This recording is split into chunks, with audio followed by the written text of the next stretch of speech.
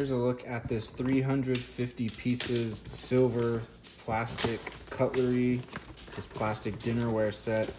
As you can see right here, this is how it comes packaged.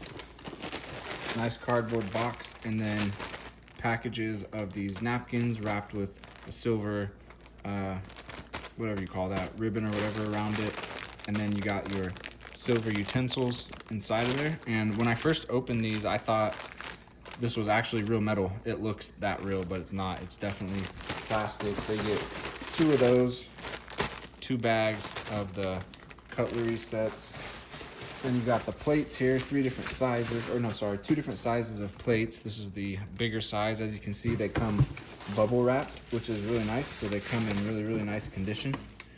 Here's the silver. Here's a look at them side by side. And you can see the nice silver rings around them.